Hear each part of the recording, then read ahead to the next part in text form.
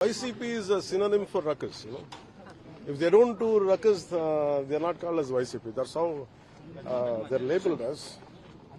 See, the problem is, as per the rules and regulations, as per the mandate given by people, they are the third party, and Janasena is the second largest party in the House.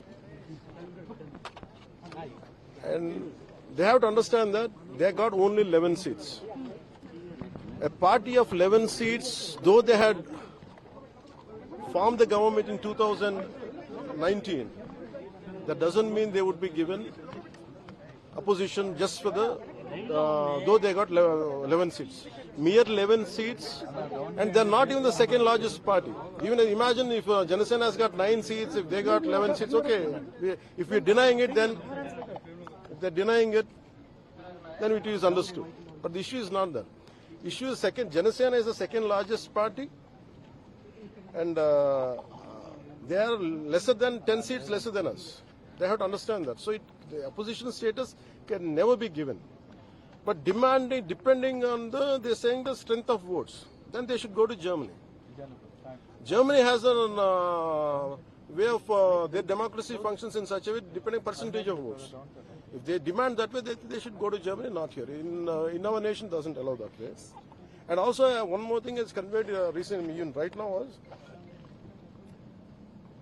there are protocols are very clear in our constitution. And for example, when governor comes, honorable governor comes, he has to be received only by both the houses speakers and also by the honorable chief minister. Though I am the deputy chief minister, I am not supposed to be there.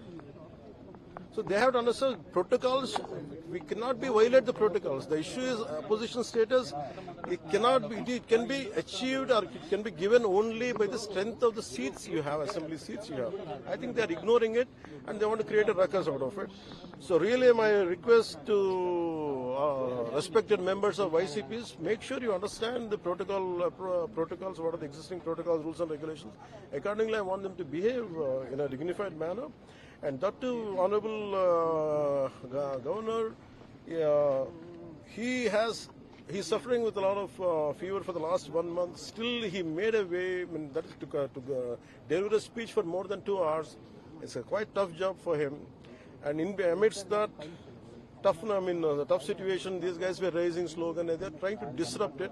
But of course, that was governor or none of us would deter us. But they created a bad legacy by trying to obstruct honorable governor's speech.